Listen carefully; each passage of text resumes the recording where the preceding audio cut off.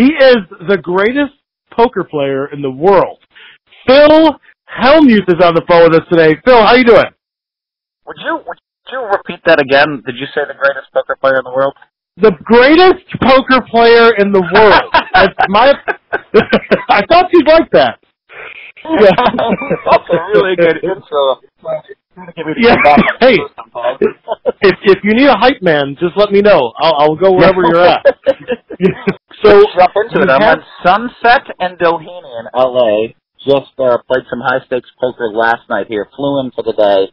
Unfortunately, lost $15,000, but I was losing $40,000 or a little bit more maybe at one point last night. So, okay, $15,000. Yeah, it could be worse. You got a new book out. Can you tell us a little bit about that and what people can expect and where they can get it and what it's all about? Yeah, so you can only get my book at Amazon. It's called #Positivity. So what I've learned over a lifetime, I've been very lucky. I've 15 world championships in poker. I host television shows. I've written New York Times best-selling books, and so there's 8 techniques that really help me get to the top.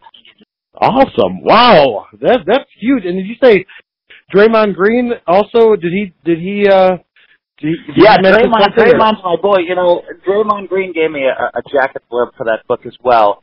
Draymond's my boy, and he's kind of. I love him.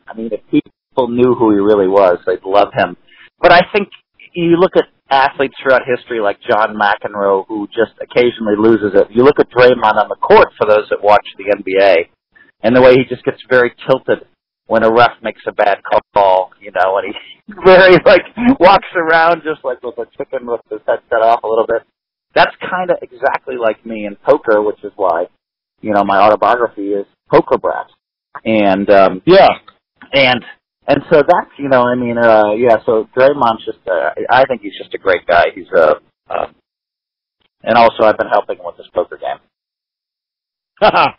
Yes, well, you're the guy to do it. So speaking of that, I have a little surprise for you. I have my co-host with me today, and we all play poker together about 3 times a week.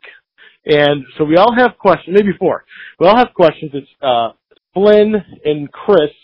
So if it's all right, they have their questions, too, that they've always wanted to ask you.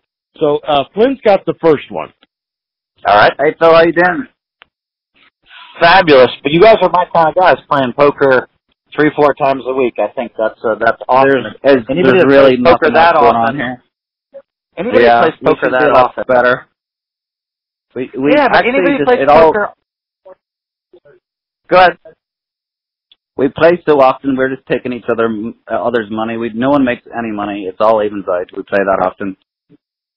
What's awesome though is you have a group like poker's such a social game, and it really it's weird, as a competitive professional poker player, I lost sight of that until I started playing with the regular crew, and I was playing with my guys last night here in LA, and I'm always laughing and having fun, and I can imagine you guys are all really good friends and having fun.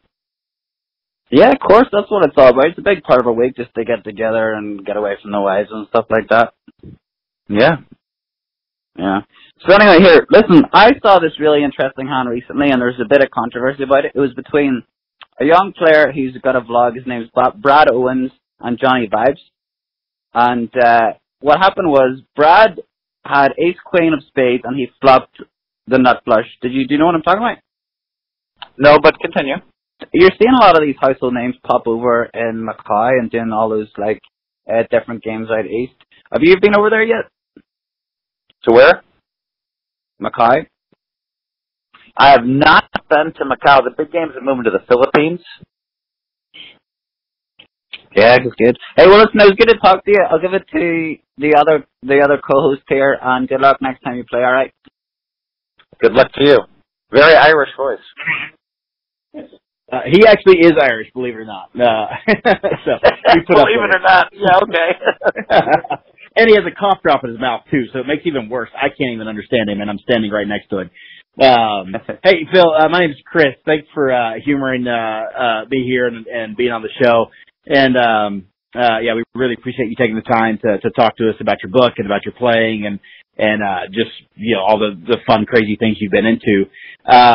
But hey, I had a thought. I saw something a long time ago, and that I thought was a really cool idea. I'm wondering if you had ever thought about doing something similar, or maybe you've already done it in the past and I haven't seen it yet. But a while back, the Foo Fighters, one of my favorite bands, decided to do this garage tour. They would just show up to random people's houses. I think there may have been some kind of a contest or whatever where people entered.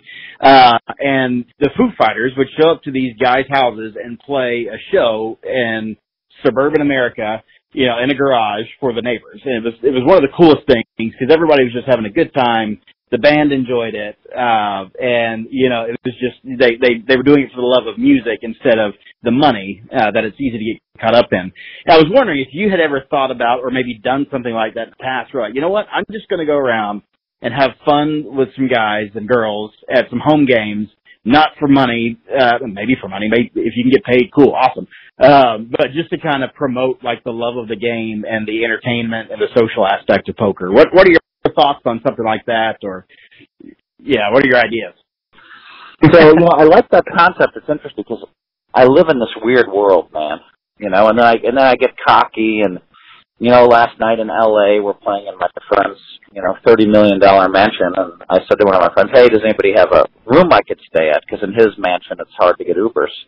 And so, because there's not much cell service, and my friend's like, "Oh, I have a house for you." You know, a house. So, I mean, that's my life. And so, where's his house? In Doheny, you know? Okay, so I walk in, and he has a whole house. And he owns the property next door, and he just, right before I you know, hopped on with you guys, I had a tour of his amazing building with a beautiful poker room built in. And it's a strange life, you know, and my friends are like, "Hey, hop on the jet with us. We're going to Cabo this weekend," or "Hop on a jet to New York." And it's just kind of, it's been kind of where my friend calls me and says, "Hey, I have finals tickets for you on the floor next to me."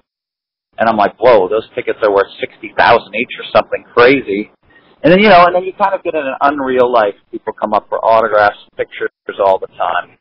And I think that, you know, it helps me, you know, to play at the World Series of Poker and just kind of, you know, I think you have to be able to, so doing something like that would be very kind of normalizing. I've had good financial luck my whole life, but a company I had a piece of sold for $600 million, and all this great stuff has just happened to me. And you know, I'm talking about hosting a show on CNN, and then 15 bracelets. I try to look at that list of my blessings and say, "Okay, Phil, you can be cocky. Yes, Elon Musk showed up to your book launch party. Let's Musk, and you're feeling so good about yourself, but that's cool, and that's all like the movie part of your life. But you know, let's stay focused and be happy because we have good health and we have, you know, an amazing family."